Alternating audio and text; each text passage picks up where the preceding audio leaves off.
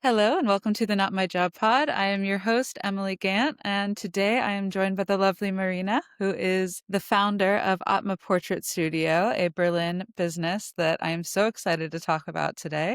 So thank you for joining us, Marina. You're welcome. It's my pleasure.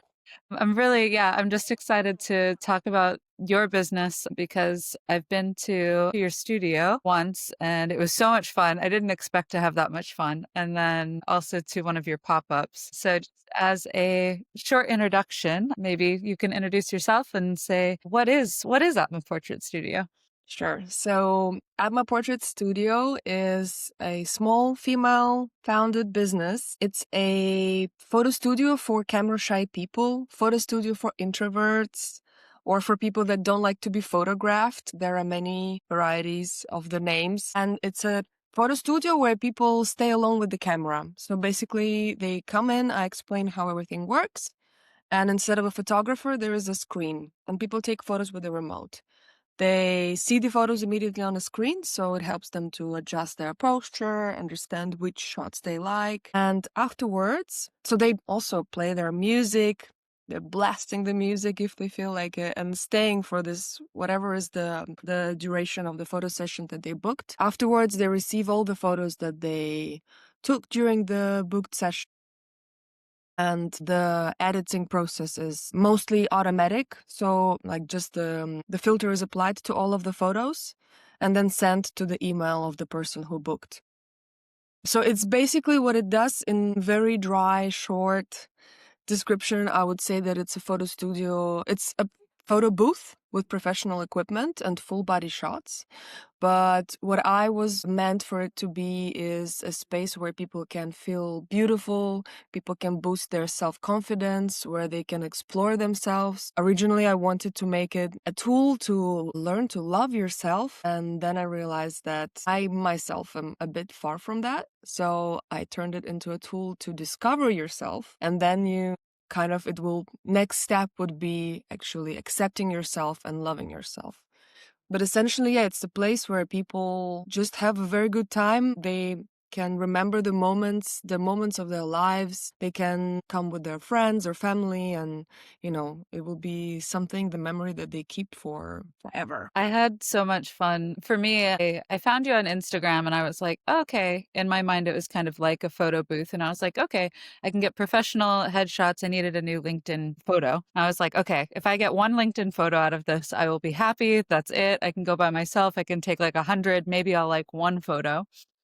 And then I was reading a bit more about it. So I brought like two outfit changes and I was like, okay, well, I'll just see what I can get. If I get one photo, I'll be happy. And I kid you not, I literally think they were one third of the photos, which I took like 250. So, um, yeah, it just so many. I had like 100 photos that I was like, okay, these are great. And that was just so surprising to me. And so I think it's because I had the opportunity to just be in there, like, I don't know, being weird on my own and no one was watching that made it quite fun to get those photos. But yeah, a very unique experience. No, I'm so happy to see, because it's sometimes quite crazy to think about it, that out of nothing, essentially, I created a space where people have their own journey, like have just a lot of fun or have some sort of transformation happening there out of really thin air. And it's so important for me to hear this feedback, because that's exactly the reason why I started it, Hmm. to, bring some change or be helpful to people, do some good. Yeah, I definitely left the experience like, I'm kind of pretty. Like it was fun. But I want to know a little bit more about, because yeah, how long has Atma Portrait Studio been in business in Berlin? So kind of what was the journey? It's a bit over 2 years now. So we celebrated 2 years in August with a first pop-up I've done. Actually, the second one already. And yeah, I moved a couple of times and now I've settled in the location where you've visited. And I consider the business actually running properly when I settled into this current location, because I moved twice before that, and it was in the first year of having the studio, and that was not the time where I would say, oh, I was just going full speed with all of my activities. It was really like shock, stress, looking for spaces. Yeah, mixed emotions, and most of them are not very good. So I would say that it's, yeah, maybe a year and a half old in my mind's eye. It's like that. Yeah. Is finding a space for your business in Berlin just as difficult as finding a Berlin apartment, or is it? No, I mean, it's much better actually. I mean, I hope it didn't change. But it's actually, for me, it was easier. But I made, first time I rented a very cool studio, and I was sharing it with other people. So we had like, because it was just basically a minimum viable product, like stage 2 at that point, because stage 1 was in my living room and all my friends came to test it. And I rented it just for 6 months, and I had neighbors, and I had to like create, I don't know, giant curtains so in case people entered and passed by, like they wouldn't see it. And then it was for 6 months because I just wanted to test if the concept works at all. And the second time I moved in the studio in Neukölln, and it was so horrible that I had to leave 2 months later. I just ran out of it like as soon as I could. It was very, very low moment. So I just made a couple of mistakes, but yeah, on the second studio there was nothing else there, and I really was urgently in need. But yeah, I think I got also quite lucky with the last studio. So I hope it's not that bad. I think it's not as bad as with the apartment, but lots of small businesses are closing in Germany these days, so I guess that there are some available spaces. Yeah. I think your to yeah, make it more positive, I guess, though, your space is I don't know, it's very relaxing too. It's quite cozy. I think it's because of the carpet. Yeah. I don't know. I think it's an overall vibe. But there's like lots of fun props that you can use to I guess move around and experiment with the photos and get into it. And yeah, it has a good feel, I think, the space that you're in now. I really, I'm like a spider. Whatever cute I find, first thing I'll think of the studio, and I bring whatever I can. And I'm a very good millennial, and I put the needs of others first, which I think makes me very good in customer service. And I really, really want the people to feel very good and comfortable. And I don't know, break my neck just so people are cozy and everything is fine. And I'll think 10 times about what a person needs. So that's good to know that it's not just an illusion in my mind, and that people really feel good. Oh yeah, thank you. I really, really appreciate this. It's very Yeah. important for small business to hear something like that, and any person who runs their own thing to hear good feedback, because it's what we're feeding on sometimes. Yeah. I think it must just be so I feel like you have to be really passionate about what you're doing in order to open a small business in Berlin. I remember saying that to you before though, and you were like, my advice to anyone opening a small business is don't. Would you still stand by that or? Yeah, I mean, I thought about it later. That's my first answer that comes to mind. The unconscious thing that pops up in my mind is like, it's so tough. It's so tough on many levels, but mostly I can only speak for myself. I'm a very sensitive person. I'm very anxious. And I made choices to run the business alone. I don't have any funding, like it's fully self-funded. So I made some decisions that led me to have this kind of feedback about this, but it's really, I don't know if you can say it in English, like test through fire or something like this. It is on the level that I would not expect at all. Like I still am quite shocked. But the good news is that I, for example, already forgot what it felt like. My friend has now, well, I guess it's a good thing to be like that. But my friend now, she chose to do trading as a main income source, and she's really good at it. And she's going through the same transformation, first transformation year. And she tells me about it, and I realized that I've had this all what she like what she complains about, but I already forgot. Because there's so many other things coming your way that you just go, they're just passing by, and yeah, the The life, the it's, the yeah, pain that you went through, you can already forget, and now you're like, "Oh, it's fine, open a business." yeah, yeah, it's just, it's a lot of work, and I would recommend to just think ahead a bit more. Like, I don't know if it was a good idea to start everything by myself. I would love to have a team from the very, very beginning. It would have been much easier, for example. I would definitely think about funding, or I would couple of things that I would advise. And if somebody asks me about self-employment, I just share this opinion. Does not necessarily have to be right or true, but I would, for example, not let go of the main job. If you have something and you're not sure what it is, I would advise, if possible, to have a part-time or something to support yourself. It's mostly mentally. It's not so much financially. It's mostly that mentally, because otherwise, running a small business in the first year or two is basically survival, and you are supposed to be creating. In my case, it's creative. Like, you're supposed to come up with even social media stuff. It's a creative part, and it's very hard to create when you are anxious person who thinks they're gonna literally die on the street. So, or for example, best thing would be to have money saved to survive for 2 years, or at least a year. I think that's the ideal is that we all have money saved to survive for 2 years, but I don't know if Yeah. that's possible. But I think that's an interesting point, though, that you have to consider. I guess if you're starting a business, you also need to be good at because you're doing all your own marketing. So had you had any experience before in like either business operations or marketing or that kind of thing? And then what was that trial and error process like? So basically, I've lived many lives. I actually am a teacher by education, and I worked in school for like almost 4 years back home.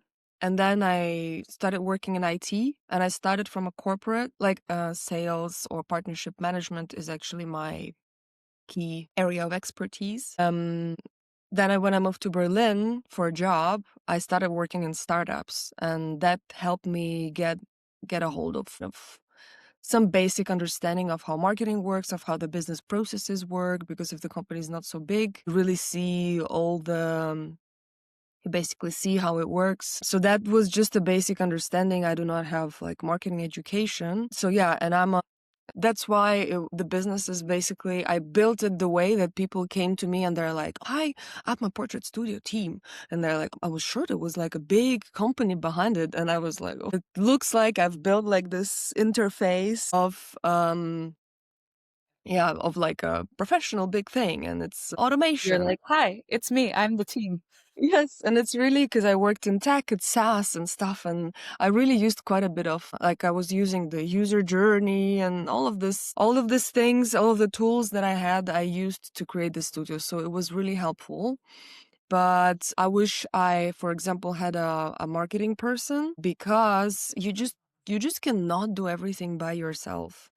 And you have to do the financial, the business plan, marketing, the sales, reach out, B2B, B2C, social media, variety of platforms, do the social media planning. And there's just customer, client service, meeting the people. In my case, the photo studio, like knowing how photography, lighting works. It's really shocking. You cannot know all of it. Like, you may have experience in venture development, which is probably the most helpful, because it just really gives this basic understanding, but you cannot know everything. And that's why I'm saying that it's nice to have a team with distribution of talent. So some people, okay, I know about marketing and I'll just take this task and I'll do it. Yeah. While when you're alone, and what I chose to be is not to be a company and be self-employed, it is challenging, and it was quite, that's partly why I say I don't recommend it. Like right now, it feels good, you know, but in the first year when you realize all of those things that you don't realize, it's quite shocking. So what I'm saying, this test through fire and stuff, it's not so much about, maybe I started it because I was not super sure um what's gonna happen. I just started it. Sounds like a Yeah. great idea. The good thing is that the idea is coming from my insecurities, so I don't like to be photographed. I need to see my beauty, just be able to see it. I need to see myself from the side because I'm very self-critical, and I am really into this topic of like how to love self and just how all these mechanisms work, because this is my trauma, you know, and lots of people who are on the same path are joining it. And the passion, and also another passion is that I really like to make people happy. I really like to bring something, and just if I cannot even do it to myself and see like beauty in myself, I'm so happy to like give this tool to other people. So I have people that come every year. Well, it's one of very, very common use case, but they really just come and they say, another year arrived. I need to look at myself. I need to see what changed. I need to see, and then they really, I don't know, it's Okay, quite, so they have like a portrait year after year of like an evolution. yeah, by now people do that sometimes more often. Sometimes they Yeah. come when something happens in their life and they want to just remember themselves in that moment. Sometimes it's good and sometimes it's not very good, and they Hmm. still worth. So it kind of takes the life of its own. Hmm. So this is a big passion for me, and that's what helps me to go through the hardships. Hmm. But the first year of having a business was for me a huge shock, because you cannot run away from yourself. It shows you all your weaknesses without mercy. You just start doing things and then you're like, I'm not super good at marketing, for example. Like, I'm not super good at this, or I really hate doing that, or I'm undisciplined. I don't know how to. And all of those very, very important things, or I don't know how to take care of myself. I don't know how to rest. I don't know how to, I don't know, It's calm so my.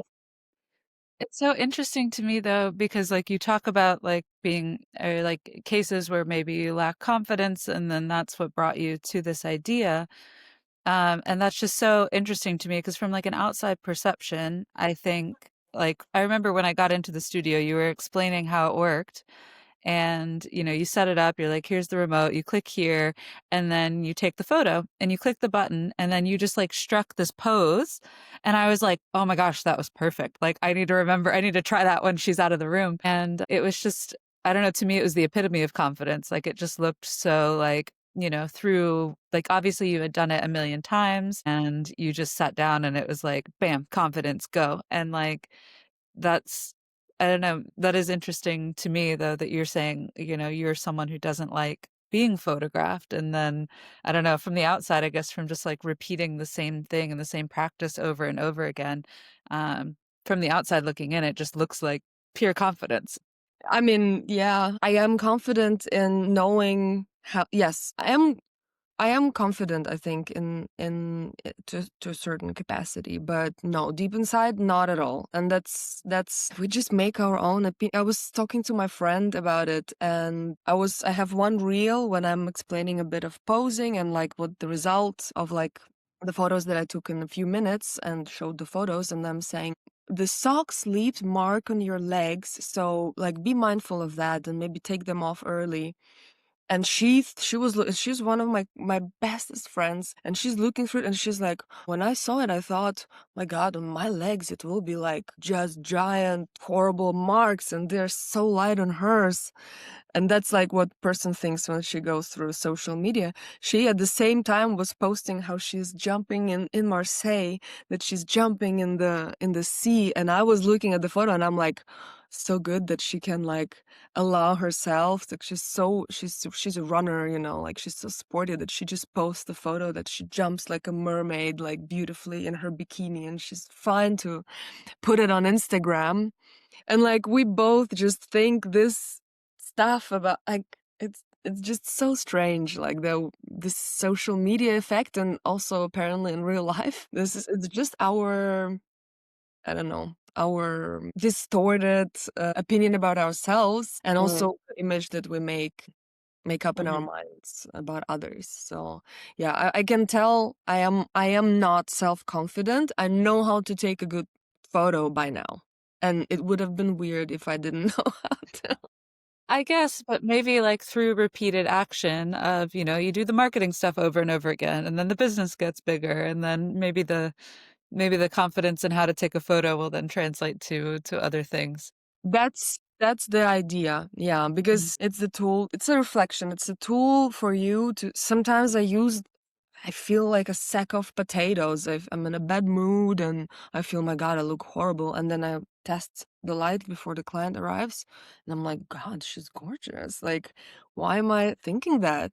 And I use sometimes self-portraiture to like understand what is my mood like and how to basically, how do I feel? What is my self-talk on that day? That's a strange thing, and it's very different from reality very often, how I feel and how I actually look. So it's Mhm. really quite strange. Yeah, I think that's a really interesting artistic pursuit. Like, yeah, how do you feel versus how do you actually look to the outside? And I think for me, in the portrait studio, that's what was so interesting is like that time just goes by so fast. Initially, I thought like I think I was in there for a full hour, and I Mm. was like, oh, what am I going to do at this time? And then like once I started to get into it, and then yeah, I was seeing because once you take it, the photos just pop up on the screen. And I was like, okay, like that was kind of fun. Let me try this. And then, yeah, the time just goes and it almost feels like it's hard to explain. It's kind of like a meditative flow state. It's not really, yeah, I don't feel like I'm taking pictures of myself. I felt like I was like, I don't know, my music was playing, I was hanging out. It was like I don't know, almost like a meditation. Yeah, it's really, there are many use cases. So it's either fun time with your friends or like just capturing the moment with your family. So you have the photo of all of you together. But my main audience are females, and very often they come with a suitcase of outfits. Just drop them, put their music, blast to the max, just close the door. And then it's kind of a format of a date with yourself. And you basically just dedicate this time, and it helps with the loud music and that everything is dark around, that the walls are black and there's just you and the camera, and you were able to get into this flow. It's immersive kind of process where you just stay alone with yourself. And then if you have a spark of creativity, it's really helpful, because then you just like, you try this, and then it's a beautiful angle. How about I just try a little bit like that? And how about like this? And that's how this whole time passes by. People book like 15 minutes. Mostly it's for headshots. Like, it's mostly men come in, take some few photos for LinkedIn. They say, I need a photo for my website. They come in, take a few photos. But in order to open up a little bit, yeah, it needs longer time. And it's very good that you had this. It means that you have this creativity, and then you got into this, and that's the ultimate like effect, which I Yeah. also didn't know would exist, or I didn't factor it in when I was founding this whole thing. It really takes life of itself. We also Mm. do workshops with my friend. She used to be also my colleague in Berlin, and we do the workshop with, she's a artist, she's a painter, and she does collages as well. And she focuses on female body and representation of different shapes of female body, because even in art, it's a lot of times always quite perfect. And we combined, because we have quite similar values, we combined it into a workshop. And it was women, it's only for Flinta.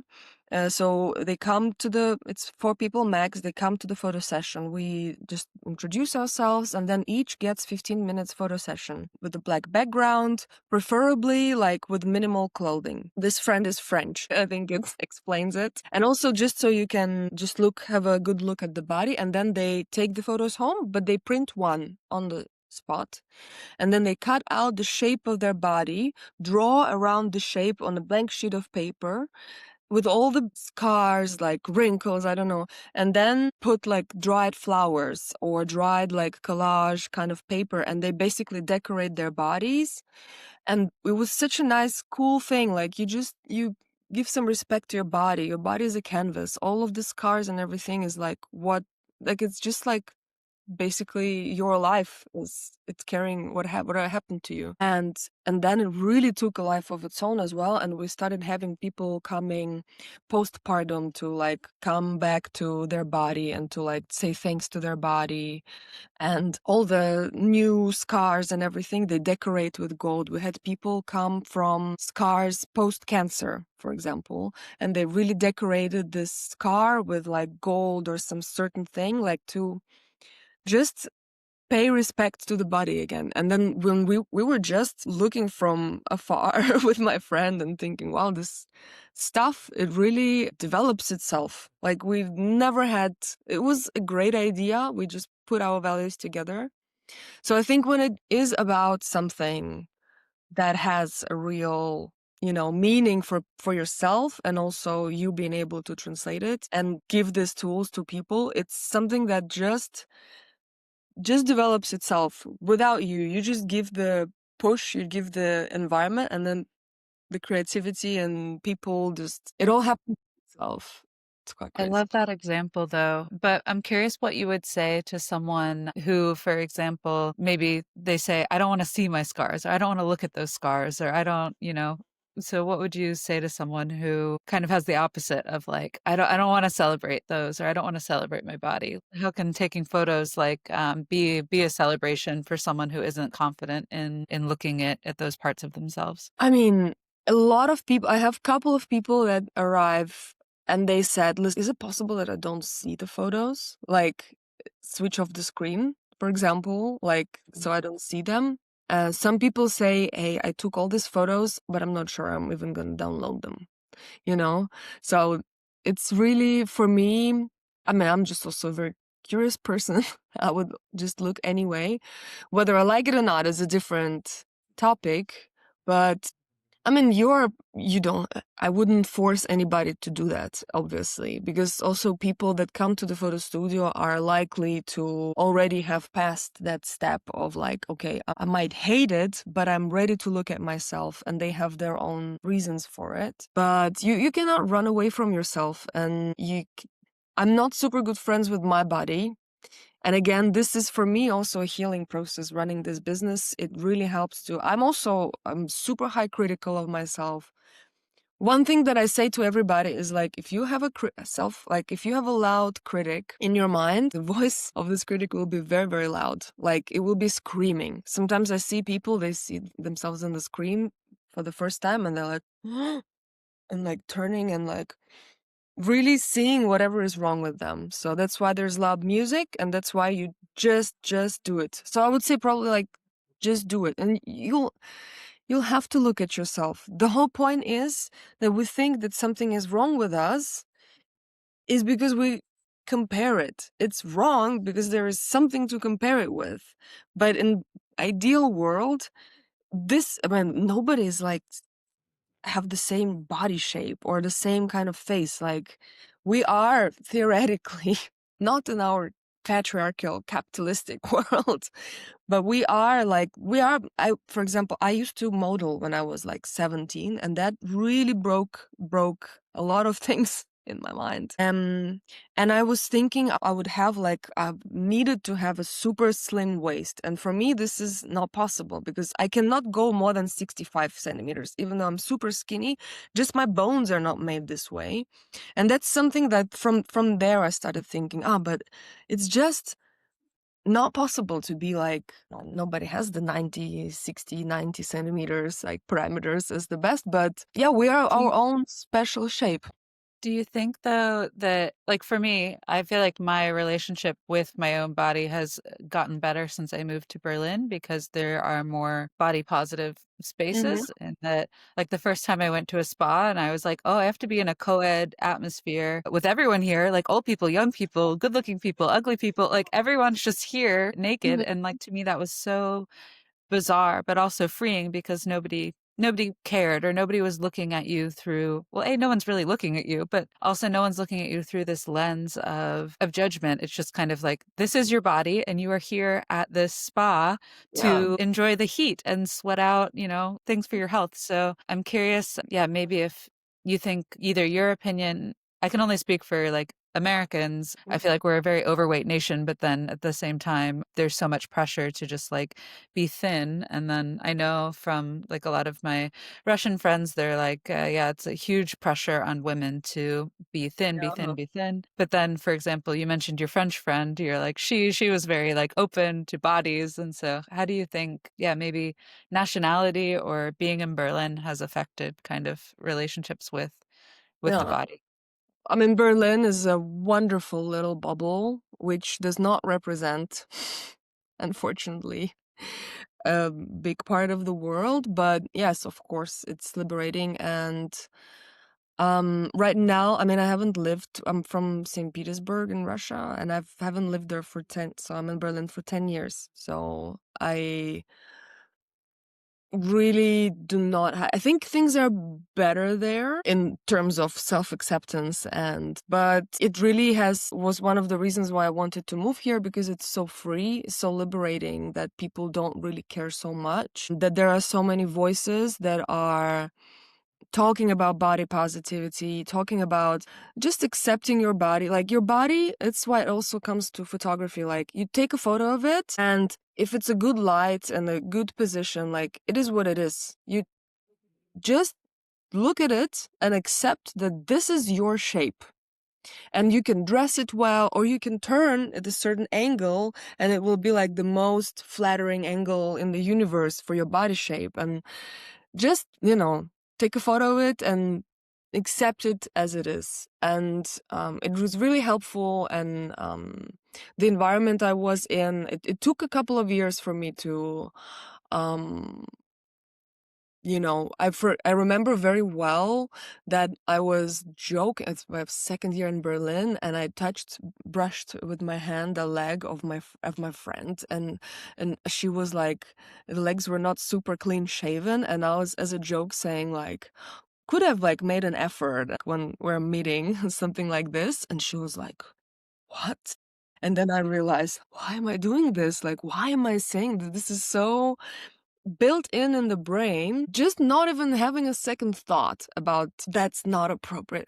It's also my personality as well, on top of everything. But it is so liberating, and it's so nice to just have so many voices and have so many friends that are also educating me. I was like, this, because there's so many things inbuilt in our brains in terms of, yeah, how it should be.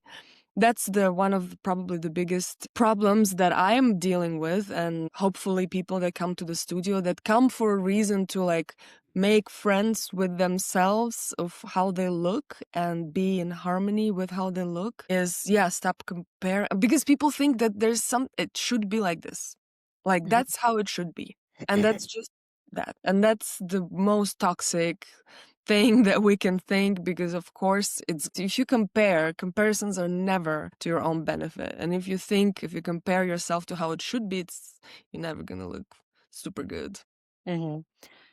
I Yeah, think Berlin that's is very helpful in these terms, and not Berlin, people that come here and that have the voices to express and to educate others. I'm eternally grateful to them. Mhm.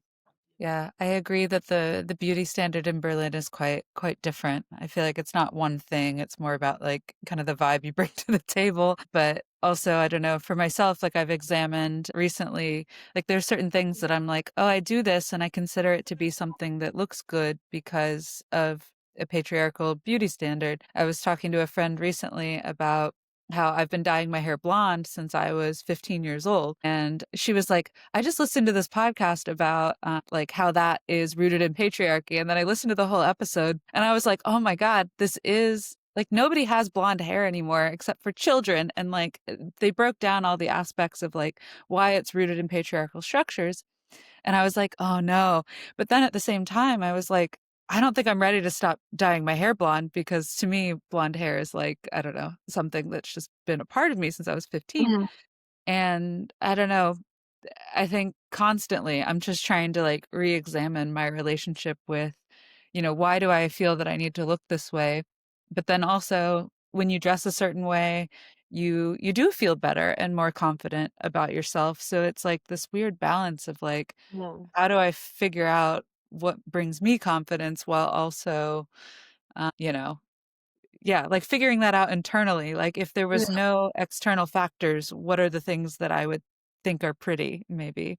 I don't know. That's so difficult. It's so hard to separate it because it's, again, like it's just wired in our brains to an impossible extent that we I don't know anymore like what is good. Yeah, and again, those what we think how it should be, I have very strong suspicion that should be is how like patriarchy and men probably want to see us as women or want it, and it just really got just became a standard, and we're just not questioning it. Not questioning things is probably one of the most worst, most horrible things that we can do. And when it comes to like beauty standards, it's as well. Yeah, like as you know, my friend Kukabara, the Alfia, the girl that makes the dresses against patriarchy, from her I learned so much also about she's tirelessly educating me and her audience on, yeah, dresses against patriarchy are just comfortable dresses. That's it.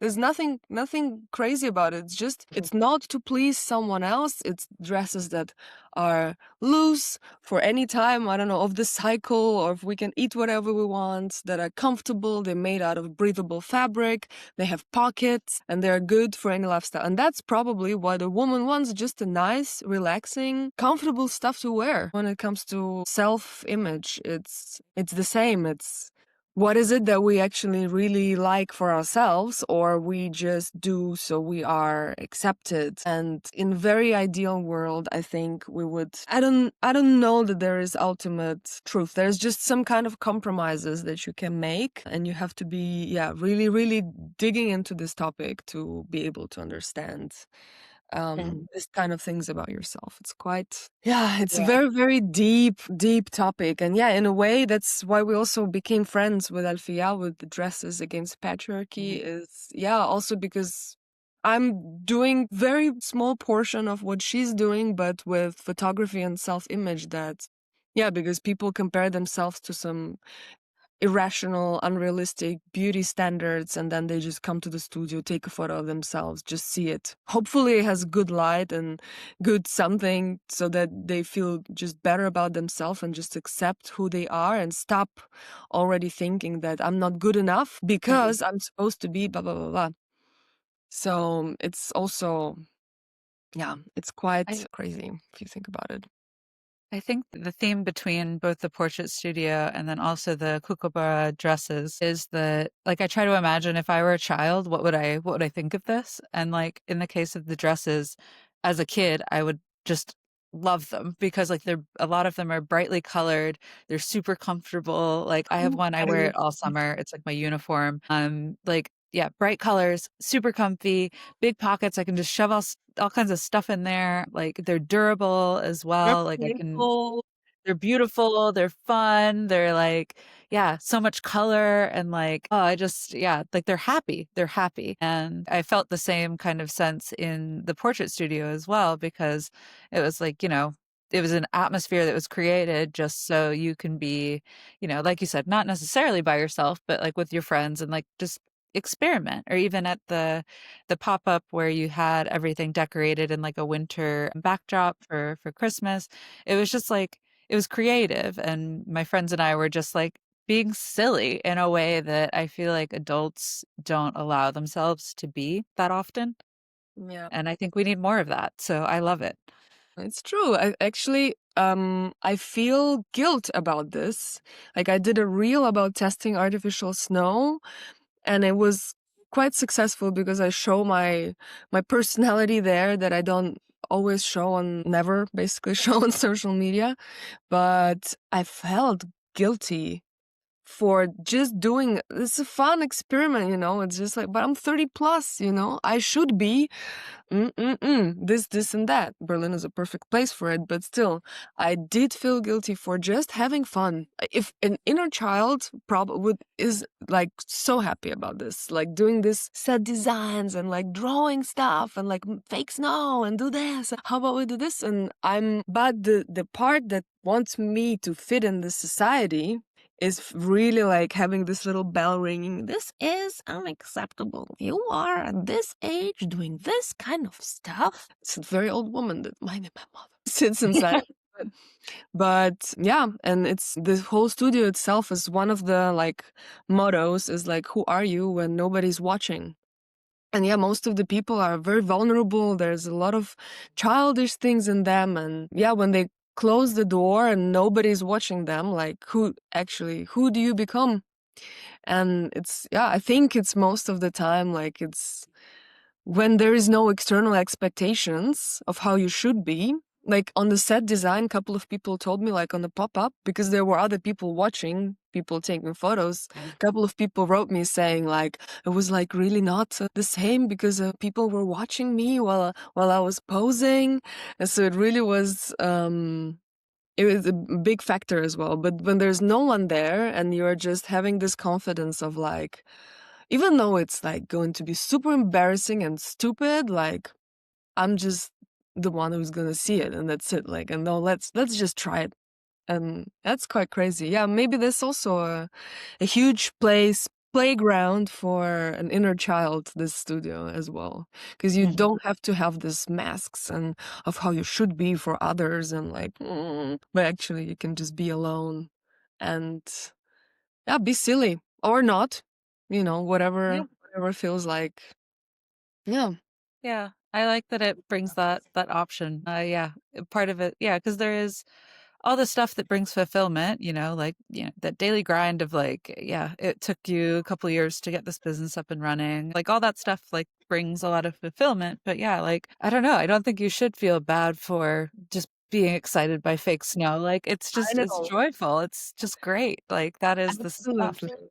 You're Yeah. right. No, I shouldn't, and I know that it's this inner something that tells me that if I am not conforming to the standards, then I may not be accepted by the rest. And then it's going to be like the unsafe. That's the, I think, basic mechanism that works. If I'm not abiding to the rules, I am weird, not a part of the group and all of these things. Of course, I know it's great, it's fun. And that's a part when I feel very happy, but it was interesting to notice this. It's again one of those things that self-employment teaches you. Like it's you and you are part of the society. You're doing everything, and I was doing for many, many years everything how it should be, working. I built a good career in tech.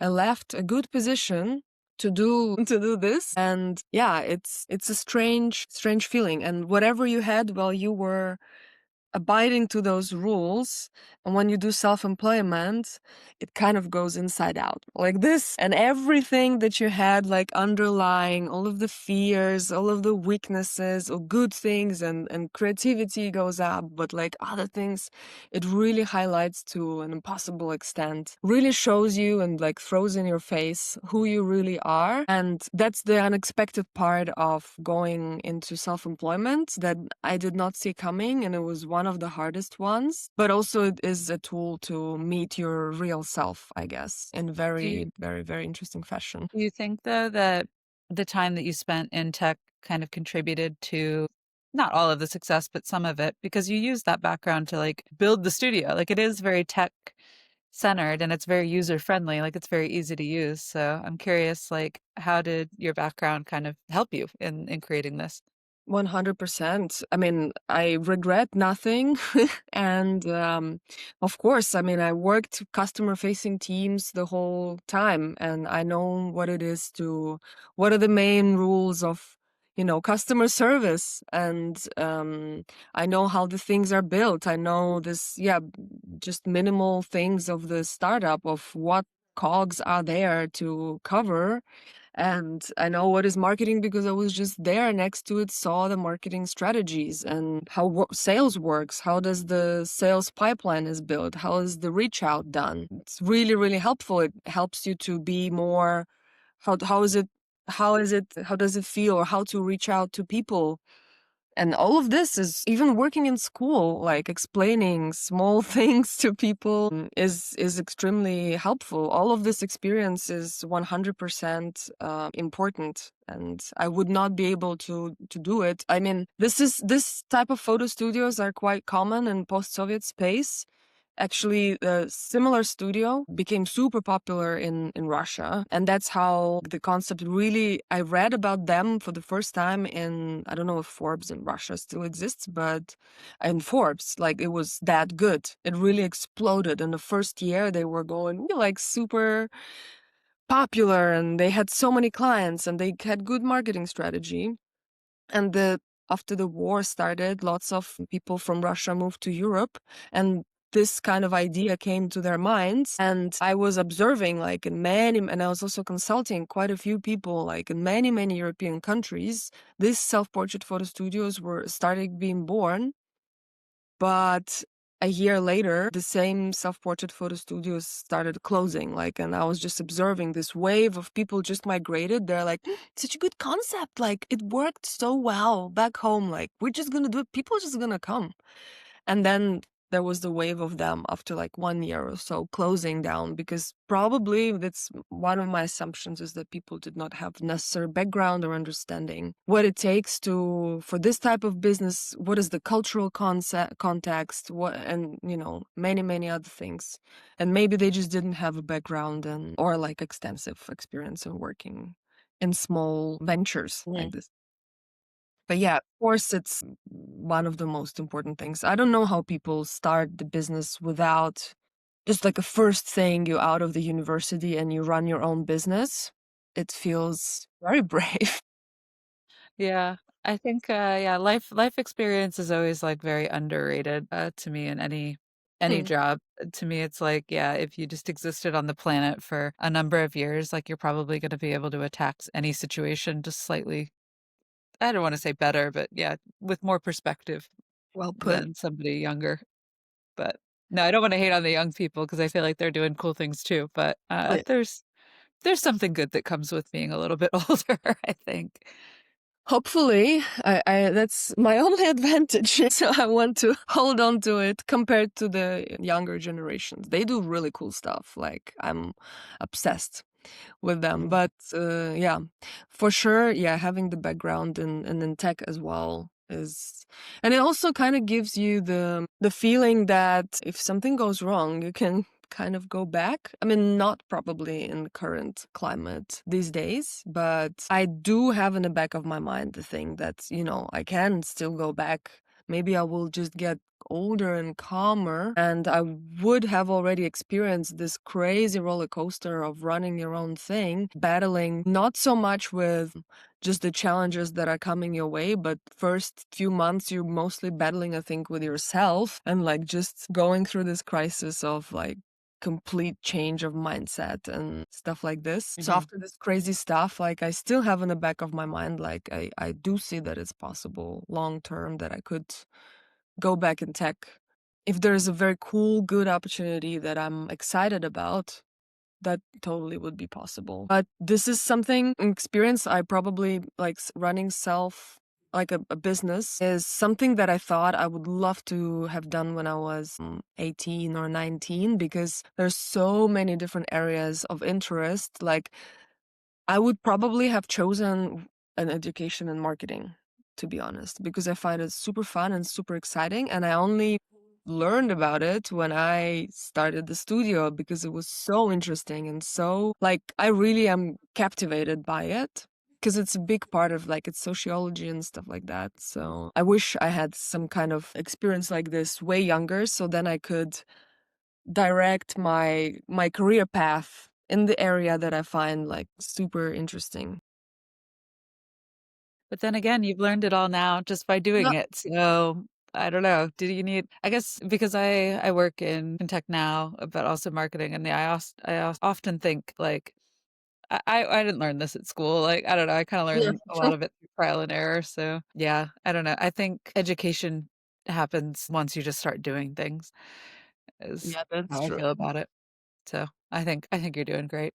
Thank you so much. I really cannot stress more that the feedback is just so important to people that are not working. I mean, to everyone, of course, but to small businesses, any kind of feedback is really uplifting, just emotionally, because lots of times, yeah, it's super hard on so many levels as an entrepreneur, and it really boosts. Like, I don't know, maybe it's. I don't think it's just me. It can be. No, that's actually something that I'm trying to do just in general because I don't know, I used to feel like a little bit cringy being like, I go to someone's thing and I'm like, that was great. Or like, I go see an actress in some play and then you see her after the show. And then I didn't want to be like, you were so great. But now I think what I'm trying to do is like, if I like something, like just say it repeatedly. Because I mean, at the end of the day, what's the absolute worst is that, you leave our conversation and you're like, Emily's a little bit too enthusiastic about my business. Glad she likes it, but she's a little crazy, so fine. But at the end of the day, like, yeah, I do like it. I think you're building something awesome. And I think just in general, we should say that when we think it. And one of the missions that I have, in fact, is, yeah, supporting other small businesses or self-employed people, mostly women, if possible. So if there's any kind of collaboration or anything is on people's minds, can be free to reach out because we really should lift each other. And I also want to add that when I was starting in my first year, felt incredibly like overwhelmed and lonely in this self-employment thing. And then I started going out to so many other, like, I had at least one networking event a year for women in tech, marketing, like mostly women. Women were the events for women were actually one of the nicest, most supportive environments. But I made friends with tattoo artists, jewelry makers, painters, like artists. And all of us, even though we were in such a different industries, we had the same struggles. Like, we had the same problems. Like, my friend who does trading now, like, come on, how different can it be? But like, when you're in it alone, or in a small like group, we still have the same challenges as yeah, operating by ourselves, not working for someone else. So it's not, yeah, for variety of professions, it's extremely important to, yeah, give this feedback and support each other. And Kukabara is actually one of the first people who supported me in my business. She came and she took photos and we became friends after this, for which I'm like super grateful. She's really good at this. Yeah, So yeah, it's really makes a difference. Big I time. love it. I love it. Well, as we come to a close of this episode, was there anything that you feel like you wanted to say but we didn't get to touch on, or just any final thoughts? I'm just wonder if it should be something really impressive. No, it doesn't have to be anything impressive. I think that I would not recommend entrepreneurship. I still like, it's very, very tough. But if you have the urge for it, I think you should do this. There will always be a way to fall back. It will be an incredibly hard, but also incredibly satisfying journey.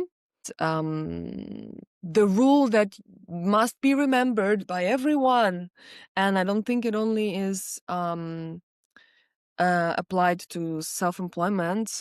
One is, yeah, taking care of yourself, which I'm still learning to do, and giving rest and delegating, and all of this is incredibly hard. But another rule is everything takes longer than expected. Unfortunately, one wise person told it to me once, and unfortunately, this rule was right. So if you start a business and you think in 6 months it's going to be like that, no, it's probably going to be at least in a year or maybe even two. But this is the rule that we have to always keep in mind when we have some grand ideas or plans or projects.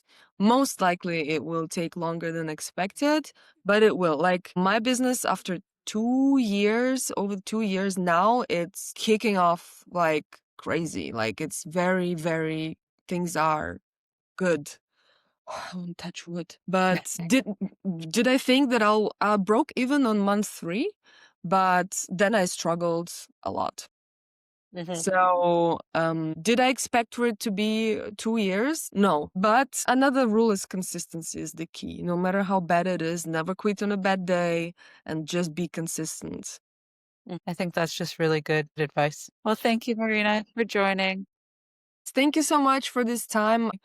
Could speak about it for many, many hours because it's a very multifaceted thing, but I'm really grateful for you to give me this time to also give me quite valuable insights, like your perspective that you shared today. You shared a couple of things that were quite, I did not see them this way. So thank Okay. you for this. I appreciate Yeah. it.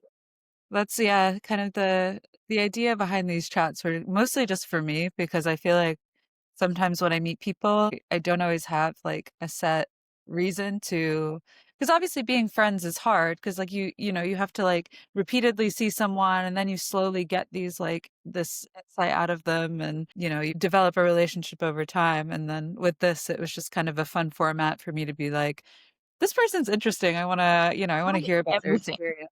Tell me everything. So yeah, I just really appreciate, yeah, your openness and your honesty. And I hope that, yeah, the podcast keeps going and then your business keeps going and maybe we can check in again when you have 4 studios, who knows? So, well, thank you. Thank you.